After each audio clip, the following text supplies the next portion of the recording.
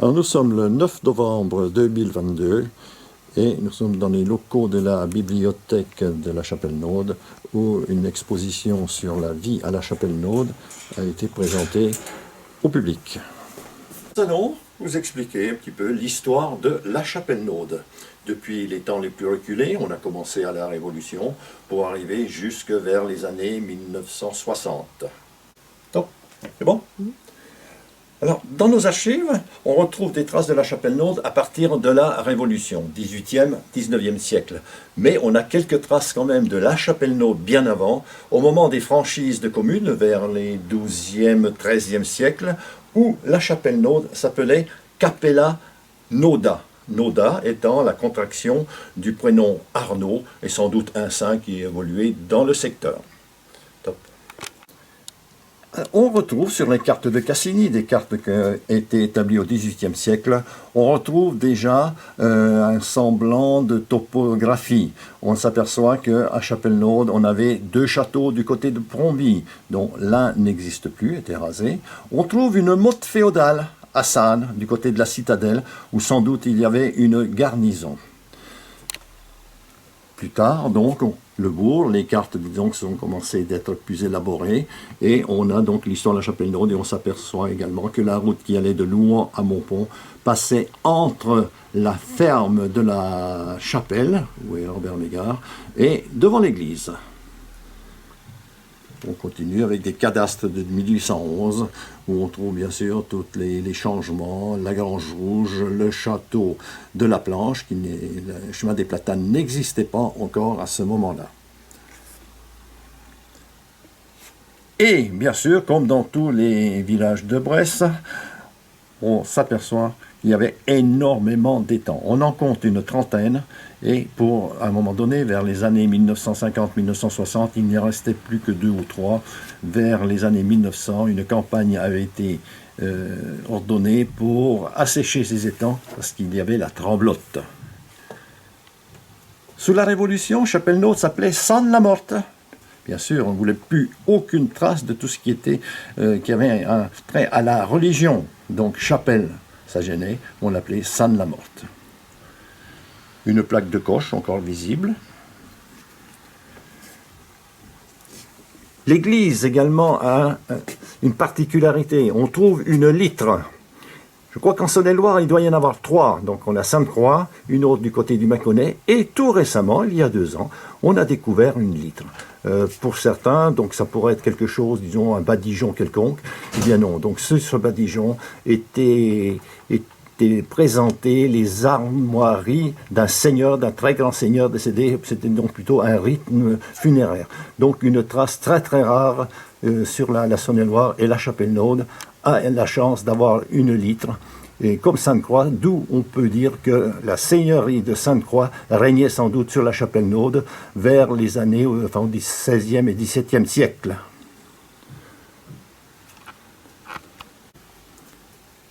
L'évolution au début du XXe siècle, donc une carte de bourg de la Chapelle-Naude, qui donne vraiment ce que pouvait être un petit bourg d'une commune de 800 habitants à ce moment-là, où on avait boulangerie, café, on avait 4 cafés, on avait 2 épiceries, on y trouvait un sabotier avec vente de sabots, on y trouvait également une gare.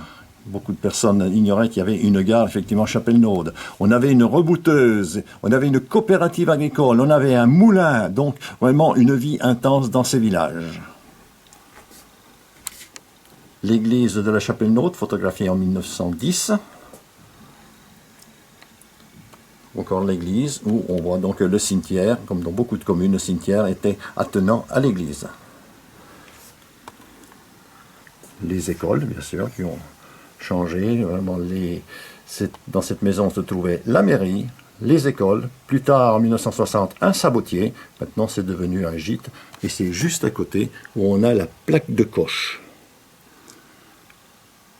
Autre vue de l'école, et la gare, le Taco. Donc cette voie ferrée a été utilisée de 1906 à 1939. Elle reliait Louhans à Tournu et passait bien sûr par la Chapelle-Naude. Son tracé, on le retrouve encore le long de la nationale, de la départementale, et avec un pont qui enjambait la Seine-Morte.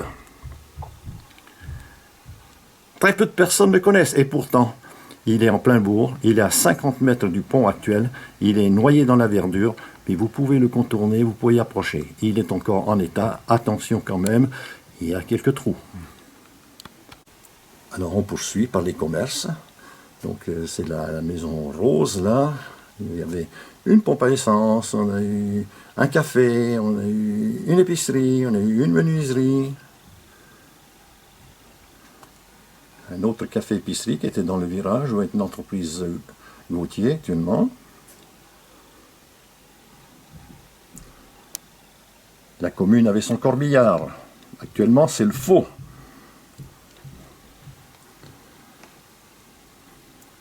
Et une motte féodale. Une motte féodale donc, qui a été rasée en 2002, bien sûr. Autour de la motte, on avait des douves, de l'humidité. Ça gênait donc pour les agriculteurs, donc ils ont décidé de la raser. C'est bien dommage. Mais il y a quand même eu des fouilles de fait. Et on a retrouvé quelques vestiges, fer à cheval, morceaux de bouge. Cette motte féodale se situait à côté du Moulin de Sanne, à environ 300 mètres en amont. La Chapelle-Naude avait ses châteaux. Le château Peubé, ou château de la Planche, donc au bout du chemin des Platanes. Et un autre château, le château de Prombie, qui se situe sur la commune de Sainte-Croix, mais qui était fait en remplacement d'une ferme-château qui se trouvait bien sur la Chapelle-Naude. Et lorsque le propriétaire a voulu construire ce château, eh bien, il s'est trouvé qu'il l'a fait sur Sainte-Croix. Une autre particularité sur la Chapelle-Naude, c'est le moulin de Sanne, qui possède encore un droit de banc. Alors ce droit de banc consistait donc à baisser les vannes, à retenir l'eau pendant toute une période, actuellement du 10 novembre jusqu'au 10 mars, et cette retenue d'eau servait donc à alimenter le moulin, à faire tourner les meules. C'est un droit de banc, c'est un droit qui date des seigneurs, qui est imprescriptible, et le moulin de la Chapelle-Naude est le seul à encore utiliser ce droit de banc sur toute la Bresse. L'architecture de la Chapelle-Naude est également particulière. Elle se situe à une ligne qui va à peu près de Cuiseaux à la Truchère, où on a la séparation des toits dits pentus à petites tuiles et des toits plats à tuiles creuses. On était en limite de deux duchés, le duché de Savoie et le duché de Bourgogne. Le duché de Savoie, donc, avec l'Ain, avec ces constructions typiques, et au nord, le duché de Bourgogne, avec également cette architecture bien particulière. Donc Chapelle-Naude est juste sur la frontière, c'est pour ça qu'on trouve deux styles d'architecture bien différentes. Voilà, donc là c'est la Grange Rouge. On la retrouve dans son jus vers les années 1980. C'est une construction qui date de 1688. Tout comme l'architecture, une frontière séparait deux patois typiques de la France, la langue d'Oï au nord et le franco-provençal au sud.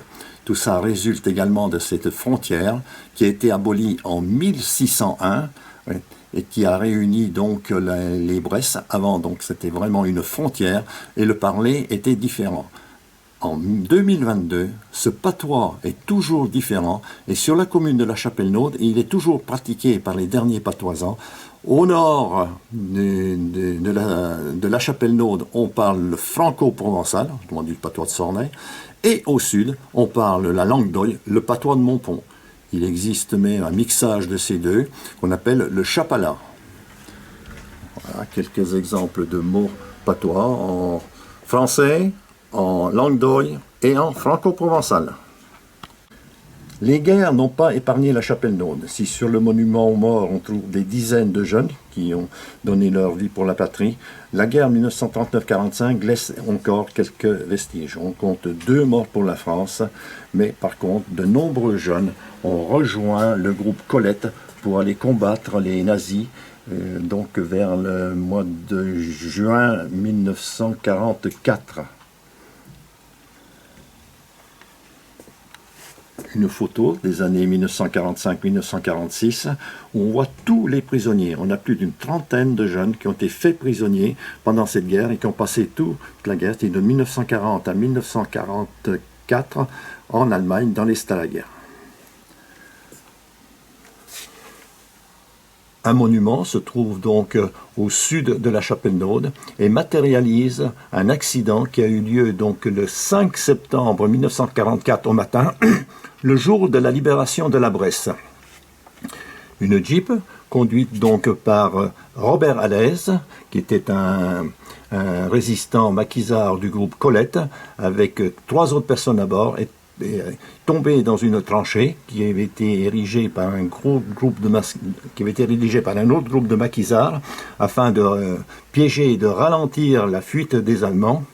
Donc là, il y a eu 2 morts, dont l'adjudant Robert Alès qui était de Louhans. Ici, nous avons quelques photos qui relatent les travaux d'antan jusque vers les années 1950. On utilisait encore les vaches pour labourer, bien sûr, labourer tout à la main. Et on voit que les femmes donnaient beaucoup donc, de leur temps pour... on voit donc la dame qui est après semer.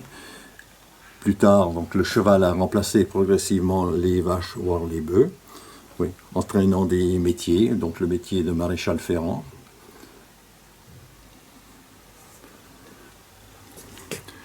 Les moissons, c'est un grand moment de l'année.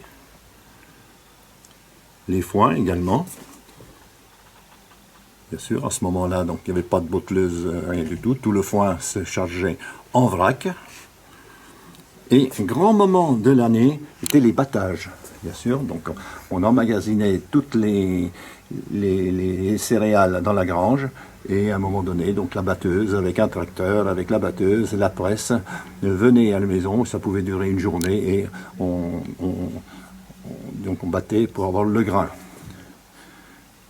Bien sûr, tout se faisait à la main, il fallait être costaud, hein, des sacs qui pouvaient aller jusqu'à 120 kg.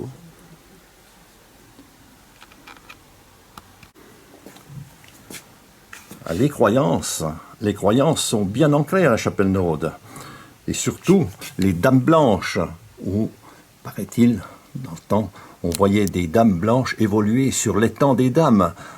Donc un bois, un quartier qui était à la limite de Montpont et la Chapelle-Naude.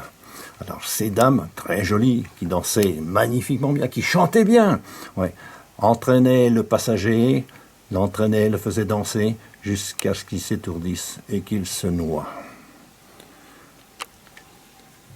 Au fond des puits vivait la mère en gueule. Une bête extrêmement dangereuse qui attrapait les enfants par le fond de culotte et les entraînait au fond de l'eau. La huîvre, on la rencontrait surtout dans les rivières. Très jolie fille, avec un diamant sur le front. Elle éblouissait bien sûr les passagers également. Après, elle les entraînait au fond de l'eau.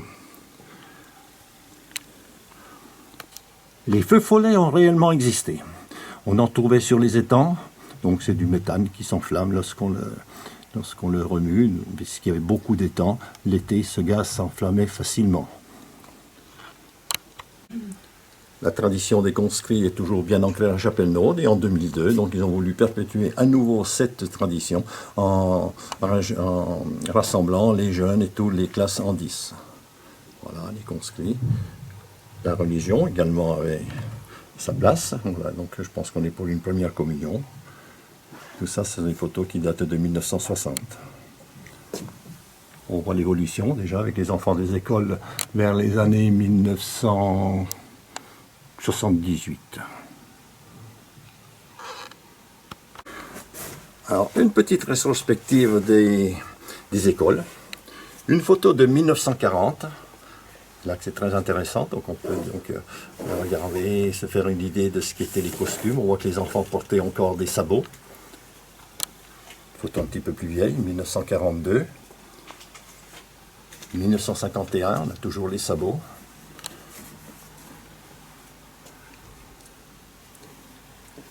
Et les conscrits, on retrouve les conscrits, des photos un petit peu plus vieilles, avec tous leurs affutiaux, les musiciens, le drapeau, la haute.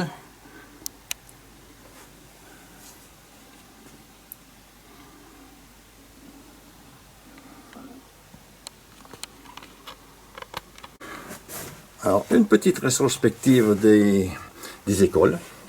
Une photo de 1940. Là, c'est très intéressant, donc on peut regarder, se faire une idée de ce qu'étaient les costumes. On voit que les enfants portaient encore des sabots. Photo un petit peu plus vieille, 1942. 1951, on a toujours les sabots.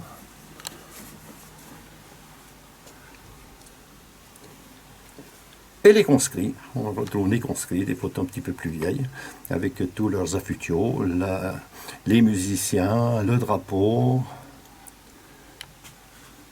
la haute.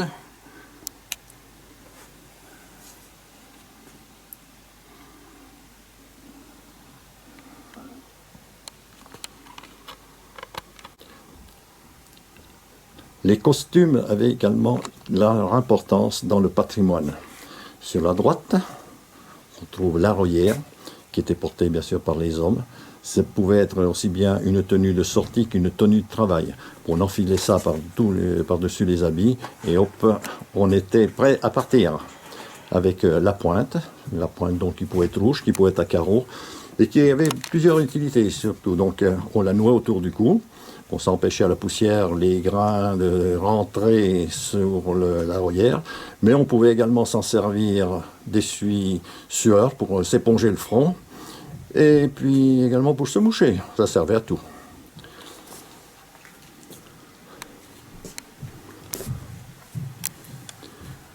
Les hommes, les femmes portaient les sabots, on en trouve donc de différentes sortes. Là on a ce qu'on appelle le sabot couvert, tout en bois. Plus élaboré, le sabot à coussin, et pour les sorties, pour les dames, le sabot à bride, qui est sculpté, qui est magnifique. Les femmes portaient des tenues, très belles tenues. Ici, nous avons une robe de fiançailles qui a été portée en 1880 par Marguerite Duvernay, une fille qui était donc dans un moulin, le moulin de Sannes. Très belle robe, authentique, que nous conservons donc dans nos archives. Les chapeaux. Le chapeau avec son cocardio ou le brelot et également avec sa coiffe. Les coiffes, on les retrouve dans bien des folklores, mais celle-ci a la particularité d'avoir 2 rangs de tuyaux. C'était un signe de richesse. On pouvait aller jusqu'à 4 rangs de tuyaux. Donc ça coûte très cher, l'entretien coûte très cher. Donc on avait sans doute une fille qui était aisée. Et le brelot, ou le cocardio, unique en Bresse. C'est la seule région de France où on porte ce type de chapeau, avec le plateau, et disons le cocardio tout en haut, et bien sûr beaucoup de dentelle. Et plus il y avait de dentelle, plus il y avait de pognon. Ces chapeaux ont été portés pour un mariage en 1876 par Marie-Claudine Peubet, qui était de la Chapelle-Naude. Donc là, on a deux vestiges de vêtements très intéressants à conserver précieusement.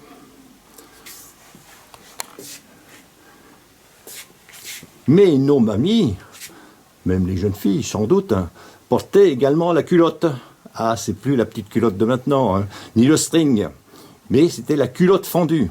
Alors, quoi pouvait servir une culotte fendue? Alors, à quoi servait cette culotte fendue? Eh bien, Geneviève va vous montrer ça. On voit bien. Ah ben voilà, oui, elle fait même le geste. Les mamies, dans le temps, faisaient pipi debout. Alors, on écartait. Si tu écartes un peu les... Voilà, on écartait. Et en avant. Voilà, d'autres coiffures un peu différentes. Ici, donc, on a la capeline, que portaient nos grands-mères jusque vers les années 1960. Il était vraiment quelque chose de très pratique pour se protéger contre le soleil. Donc, on voit la nuque était vraiment bien protégé. Dommage que ça ait disparu, je pense que c'était utile. Ou tout au moins pratique. Autre chapeau, autre brelot. Alors on s'aperçoit que le plateau est beaucoup plus grand que celui qu'on a vu tout à l'heure, qui était vraiment le chapeau de Louhan, et la cheminée qui est donc cylindrique, et qui donnait également le lieu d'habitation de la jeune fille. Donc cette cheminée était portée, je crois que c'est du côté de Romney, donc la jeune fille habitait sans doute Romney. Alors beaucoup de dentelles, également signe de richesse, également donc les doubles rangs de tuyaux ou de paillage, non, voilà, oui, de tuyaux, donc double rang qui montre donc une personne qui était très aisée. Donc en Bresse, du côté de Louhan, les jeunes filles portaient le mechin, c'est ce gros nœud, et la couleur donnait, disons, la catégorie, pour ainsi dire, de la jeune fille. C'est-à-dire que le rose ou le rouge, le rose, il me semble, était donc la jeune fille à marier, le noir était le deuil, et ce mechin à carreaux donnait, disons, la femme qui était déjà installée, la mère de famille. Il y a des léons aussi dedans. Cette exposition a attiré énormément de monde. Les gens donc avaient envie de savoir le passé de la Chapelle-Naude, connaître leur village. Bien des gens qui sont de nouveaux habitants, mais également on a eu un très grand succès avec les enfants des écoles, qui sont très intéressés par le passé, qui ont posé énormément de questions et qui ont amené leurs parents après pour visiter cette exposition. Oui, avec l'abbé Lyonnais. L'abbé Lyonnais, oui. Mais ça c'est lui, ça, c'est l'abbé Lyonnais, ça. Oui. Ah, oui. Voilà, une petite rétrospective de ce qu'a été ce village de la Chapelle-Naude. Des villages donc, qui ont bien changé maintenant, mais il faut savoir quand même qu'est-ce qui s'est passé. C'est la mémoire, la transmission de la mémoire. Et cette exposition nous a été proposée par Mémoire de Sornay, une association donc chargée de la conservation du patrimoine. Et l'objectif étant de transmettre la mémoire. Heureusement qu'on a gardé quelques photos là, pour se revoir. Ça y était plus au coin.